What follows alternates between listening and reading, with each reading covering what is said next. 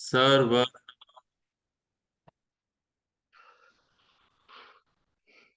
सर्व जगत को छाड़ के तुध दर धूड़ रमाऊं,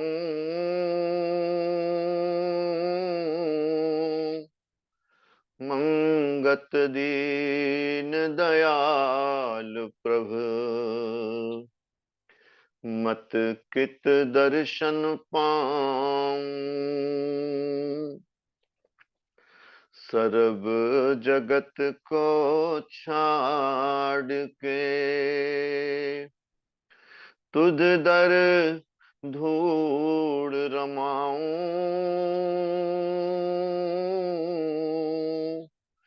मंगत दीन दयाल प्रभु मत कित दर्शन पाऊं।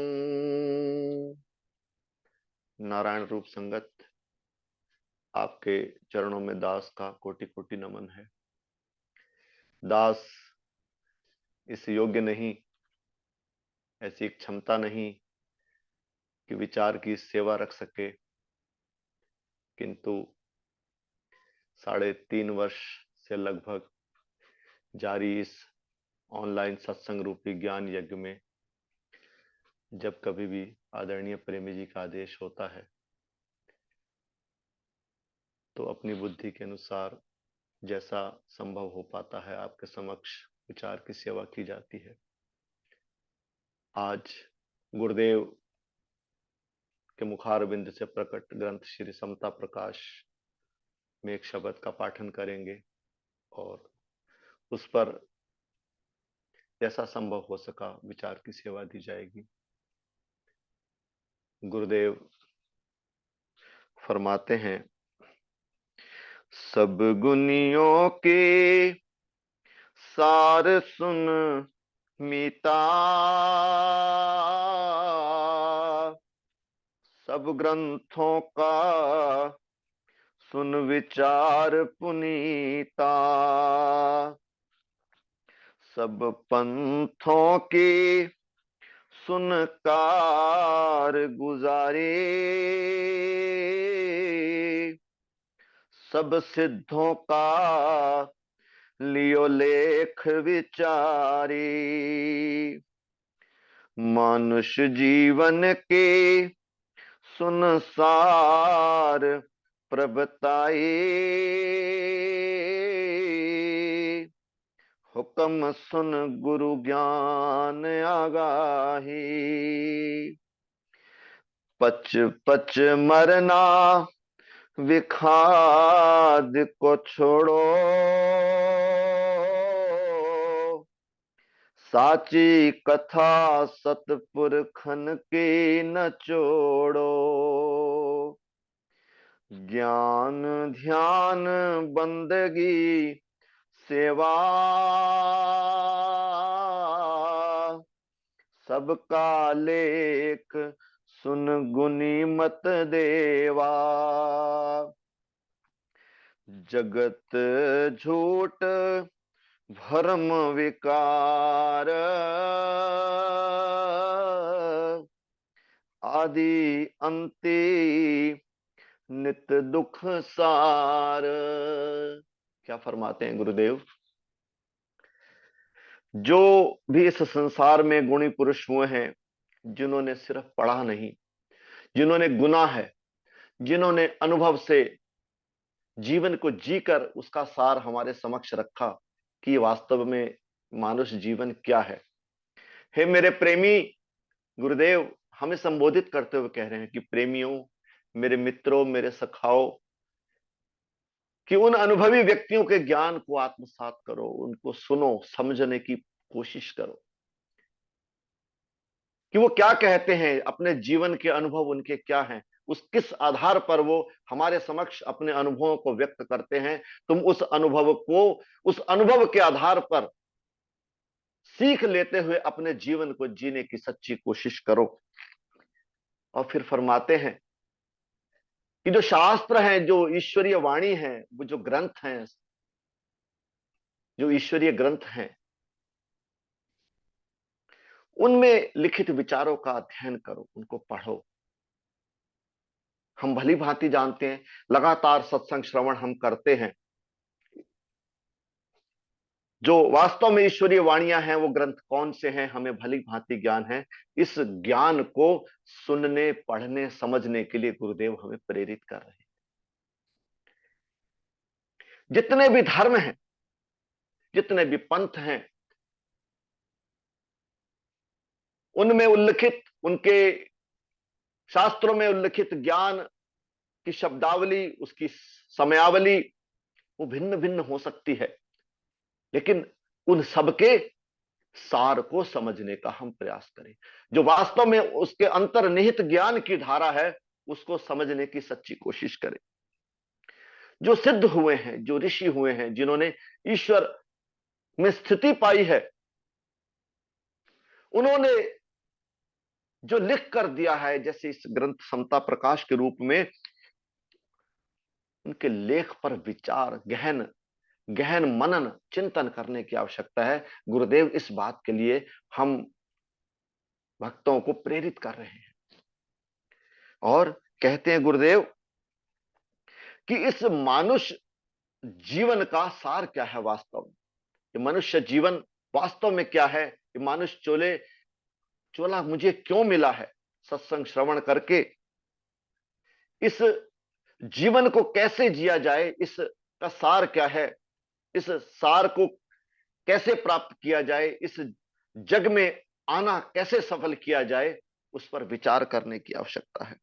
और सब सबसे उच्च बात गुरुदेव कह रहे हैं कि अपने रहनुमा, अपने रहबर, जिस पर तेरा अटूट विश्वास है, जिसको तू हृदय से मानता है कि वो तेरे गुरु हैं,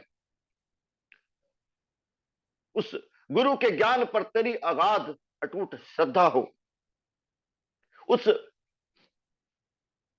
गुरु के हुक्म को सुनने वाला बने तू, उसको समझने वाला बने तू, उस पर चिंतन करने वाला बने तू, मनन करने वाला बने तू। और सिर्फ यहीं तक नहीं, उस चिंतन को सुनना, श्रद्धा और प्रेम से उस पर विचार करना, गहन चिंतन करना, उस आदेश के पीछे निहित उद्देश्य को समझना और तत्पश्चात उस अनुसार फिर जीवन जीना। सिर्फ सुनना, समझ लेना पर्याप्त नहीं है। डॉक्टर के पास चले जाना, बीमारी दिखा देना, डायग्नोज हो जाना, दवा ले लेना, यहां तक ठीक है, लेकिन वास्तविक लाभ तो तभी होगा जब परहेज को अपनाकर उस डॉक्टर द्वारा दी गई दवाई का सेवन किया जाएगा। वास्तविक लाभ तो तब मिलना है। तो गुरु का सच्चा ज्ञान सुनकर, समझकर, मनन करके तत्पश्चात अधिकाधिक क्षमता से, जैसे मेरा पैशन होता है अपने काम को आगे बढ़ाने का, किसी भी क्षेत्र में आगे बढ़ने के लिए जो मेरे अंदर पैशन, जो मेरे अंदर दृढ़ इच्छा शक्ति होती है, वही इच्छा शक्ति को, उस ज्ञान को इंप्लीमेंट, अपने जीवन में इंप्लीमेंट करने की मैं योग्यता को विकसित करूं। ऐसा सुझाव गुरुदेव मेरे ही कल्याण के लिए मुझे अपना मित्र जानकर दे रहे हैं। और मैं मूर्ख, मैं मित्र की बात को समझ नहीं पाता। मेरा सखा है, मेरा प्रेमी है, मेरा रहबर है, मेरा गुरुदेव बार बार मरने से बचने की सलाह देते हैं। ज्ञान, ध्यान, बंदगी, सेवा, सबका लेख सुन गुनी मत देव। गुरुदेव कहते हैं कि सब ग्रंथों का सार, सब सिद्धों की पुकार बार बार मुझे क्या कहती है कि पहले तो मैं इस बात को समझूं कि जगत झूठ है। हजारों बार इस बात को सुन चुका हूं, लेकिन वास्तव में यह बात निश्चय में बैठती नहीं कि जगत झूठ है। ये माया बड़ी प्रबल है, बार बार मुझे अपने आगोश में ले लेती है, बार बार भटका देती है। मैं इस माया जाल से निकल नहीं पाता, इस संसार को सत्य समझकर उसके भंवर में फंसता चला जा रहा हूं। और यह संसार दुख रूप है प्रेमी जी। जब तक निश्चय ये ना हो जाए कि यह संसार दुख रूप है, तब तक आध्यात्मिक जीवन का प्रारंभ भी नहीं होता।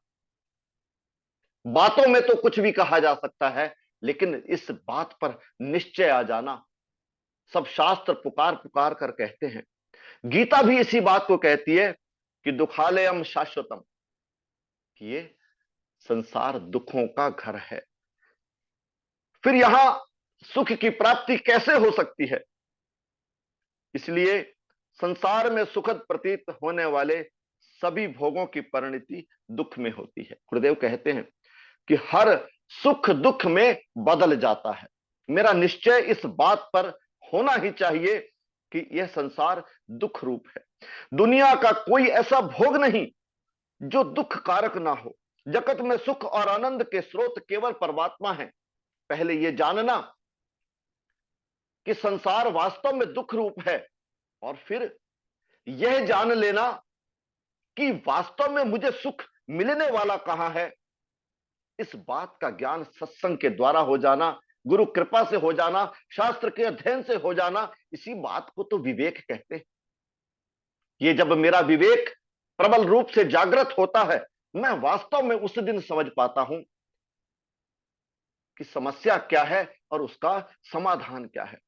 वास्तविक सुख केवल ईश्वर से प्राप्त होता है, यही सच्चा विवेक है। महाभारत युद्ध के बाद जब भगवान कृष्ण ने कुंती से कुछ मांगने के लिए कहा, तो कुंती ने दुख की याचना की। कुंती को प्रत्यक्ष अनुभव था कि केवल परमात्मा ही सुख के आधार हैं और दुख निवृत्ति के कारण भी।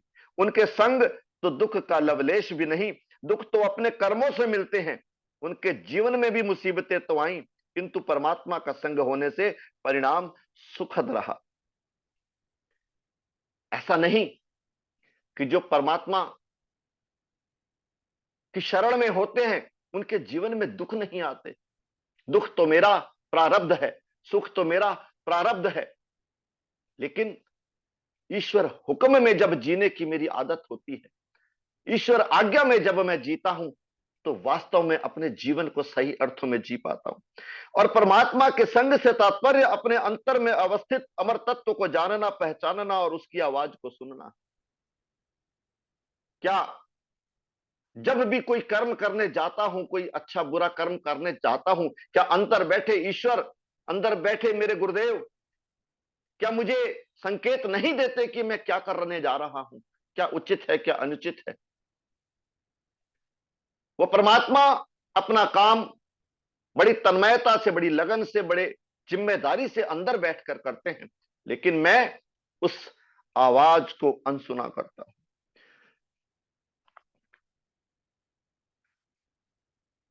परमात्मा का अंश होने से जीवात्मा भी अपने आनंद में आनंद का स्रोत है। उनके मार्गदर्शन से मनुष्य जीवन पर्यंत आनंद मग्न रह सकता है। प्रेमियों, गोस्वामी तुलसीदास जी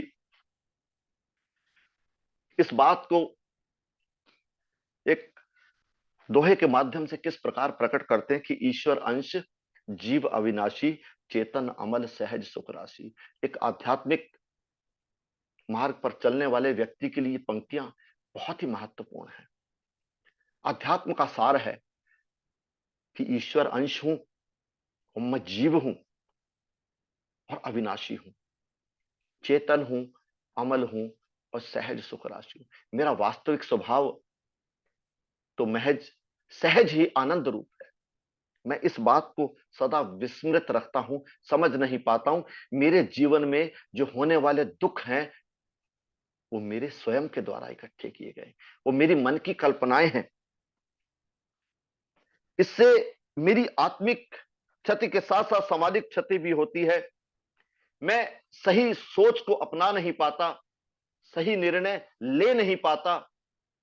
मैं समझ नहीं पाता कि मैं आनंद रूप होते हुए भी सहज आनंद जो मेरी स्थिति होनी चाहिए मैं उससे कैसे भटका हूं। मैं क्यों मन के कहे अनुसार संसार में बार बार उन दुखों को फिर से ग्रहण करता हूं, उन बार बार दुखों से फिर क्यों पीड़ित होता हूं, जबकि मैं वास्तव में समझता हूं कि संसार दुख रूप है और मेरे सुख का स्रोत केवल और केवल परमात्मा है। मैं उस आश्रय को छोड़कर झूठे आश्रयों की क्यों बार बार शरण लेता हूं। मैं यहां बहुत बड़ी गलती कर जाता हूं। गुरुदेव आगे कहते हैं कि जगत परीति तीन काल दुखदाई, आशा तृष्णा विच नफस जलाई। जो मेरी ये भटकन है, जो बार बार मैं माया के जाल में गिरफ्त हो जाता हूं, ये बार बार मुझे तड़पाती है, मुझे दुख देती है, मुझे ताप देती है, संताप देती है। मैं इससे निकल नहीं पाता हूं। ये जगत से जो मेरी प्रीति है मेरे दुखों का कारण है। इस बात को समझना मेरे लिए कठिन है। और गुरुदेव कहते हैं कि आना जाना खेल जग मेला, दुख में आए दुख करे कुलेला। ये तेरा जगत का जो मेला है, इसमें आना जाना लगा रहता है। तू मृत्यु का भय छोड़, जिस काम को करने के लिए तू इस जगत में आया है उस काम को दृढ़ता से कर। ऐसा गुरुदेव हमें प्रेरित करते हैं। बिनसर बिनसन हार चराचर भूत, क्या राना क्या रंग और भूत। इस संसार में ऐसी कोई वस्तु नहीं जो नाशवान ना हो। ऐसा तू दृढ़ निश्चय अपने हृदय में रख कि दृश्यमान संसार की हर शय, हर वस्तु बिनसनहार है। और झूठ रचना में नित जीव प्यासा, निस दिन रोए धर काल की फांसा। क्या धनी क्या दलिद्री और भिखारी, आशा अग्नि सबकी करे खवारी। देखन में ये बाग सुहाना, जिस जिस भोगा सो अंत पछताना। अजब पर पंच रचना प्रभधारी, सबकी कथा यही सार लखारे। जिन जुगती से रूह पाए निजात, सोही मार्ग सच करी पछात। पीर पैगंबर नबी अवतारा, साधु सिद्ध गुरु आचारा। सबने एक कथा बखानी, तिसको साधे होए जीव निर्वाणी। नाना ग्रंथ तिस कथा को परगासे, मूल सार तत् सुनो निर्वासे। सत स्वरूप एक जात कमाल, सब जीवों पर होए दयाल। सबके अंतर सो इल्हाम पुकारे, साचा कलमा सुन मुर्शद पारे। अबनाशी रूप समरस समाए, जन्मे मरे नहीं आवे जाए। सो ही ठाकर खालक पाक, तिसको पछाने मरे ही रस कम जात, गर्भ गरूर देह रखे शैताना, कर्म कुकर्म में नित गलताना। साचा मुर्शद जब सबक पढ़ाए, विच मुरीदी चित गुरबत आए। नाम साबुन ले दिल की मैल को धोवे, विच रियाजत दुई गफलत खोवे। साची कथा विचार करी, सुन पूरे गुर का बचन अपार। मंगत मन में आया चांदना, मिटया द्वैत गुबार।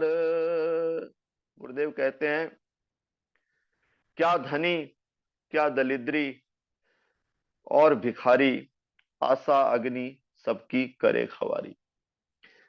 मैं वास्तव में मेरा परिचय क्या है, मैं हूं कौन। दास ने अभी फरमाया कि मैं ईश्वर अंश हूं, जीव हूं, अविनाशी हूं, सहज सुख राशि हूं। और मेरे दुख का कारण क्या है, मेरे संताप का कारण क्या है, मैं किस ताप से तप रहा हूं, मुझे कौन सी बड़ी बीमारी है, कौन सा दीर्घ रोग मुझे नित नित तड़पा रहा है। वो एक ही रोग है, वो है वासना का, वो है इच्छा का, वो है आशा का। जो मेरी आशाएं हैं, मेरी इच्छाएं हैं, मैं इस संसार से आस लगा के चल रहा हूं। बार बार मन में कल्पना उठती है, एक मन में इच्छा पाल लेता हूं, उस इच्छा को पूरा करने के लिए दिन रात यत्न करता हूं। इच्छा पूरी हो तब भी दुखी, ना हो तब भी दुखी। इच्छा ना पूरी होना तो दुख तो है ही, अब पूरी हो जाना उसके बाद उससे बड़ी इच्छा, वो भी दुख रूप। तो मैं इस द्वंद्व रूप संसार में सुख ढूंढता फिर रहा हूं, यह अज्ञान मेरा कब दूर होगा। और गुरुदेव कहते हैं, इस द्वंद्व से न्यारा वो सुख रूप, वो ज्ञान रूप, वो आनंद रूप केवल और केवल वो परमेश्वर है। जब मैं अपना जीवन गुरु हुक्म में जीना प्रारंभ करता हूं, जब मैं अपनी सारी आशाएं, सारी आकांक्षाएं, सारी वासनाओं को गुरु चरणों में, ईश्वर चरणों में अर्पित कर देता हूं, उसकी रजा में रहने के लिए मैं राजी हो जाता हूं, जब इस सिद्धांत का मैं पालन करने लगता हूं कि जो होना सो हो रहा, प्रभु की आज्ञा माही, मैं पानी के बहाव के साथ बहने लगता हूं। मेरा जीवन इस प्रकार का होता है, मैं घटनाओं को सकारात्मक रूप से लेने लग जाता हूं। मैं नदी के उल्टे बहाव की दिशा में बहकर या चलने की कोशिश करके थकने की कोशिश नहीं करता हूं। ईश्वर हुक्म में जीना अर्थात जीवन में होने वाली घटनाओं को अपने पूर्व में किए हुए कर्मों का फल अच्छे या बुरे रूप में स्वीकार करने का अर्थ है ईश्वर हुक्म में जीना। और वो प्रभु के बनाए हुए नियम, उस कर्म के सिद्धांत पर दृढ़ आस्था होना कि इस जीवन में जो पाया वो अपने ही किए हुए कर्म मेरे रहे होंगे, जिसको मैं सुख या दुख रूप में भोग रहा हूं। और हे प्रभु, आगे से मुझसे कोई ऐसी गलती ना हो जाए, ऐसा अपराध ना हो जाए जिसकी सजा मेरे बर्दाश्त से बाहर हो। जो सच्चे प्रेमी होते हैं वो ईश्वर से सुख नहीं मांगते, वो कहते हैं कि हे प्रभु, जब यह नियम बना ही है कि हर किए हुए बुरे कर्म की सजा मिलनी है, तो वो कहते हैं कि हे प्रभु, वो सजाएं जल्दी से दे दो। मैं इस कर्मगति सिद्धांत को अपनाकर मैं मुक्त होना चाहता हूं, मैं अपने सारे कर्मों की सजा को प्राप्त करना चाहता हूं। ऐसा मेरा जीवन हो, ईश्वरीय सिद्धांत, ईश्वर हुक्म में जीने को मैं जानने, मानने, समझने और उसके अनुसार से जीने वाला बनूं। और ईश्वर प्राप्ति सद्गुणों को अपनाए बगैर हो नहीं सकती। मैं विकारों को भी अपनाए रखूं और ईश्वर प्राप्ति हो जाए, ये दोनों विपरीत बातें हैं। ईश्वर प्राप्ति का अर्थ, ईश्वर में मिल जाने का अर्थ, ईश्वर भक्ति का अर्थ, मुझे अपने विकारों से मुक्त होना होगा, अहंकार छोड़ना होगा, कामनाओं से दूर रहना होगा, लोभ मोह क्रोध को छोड़ना होगा।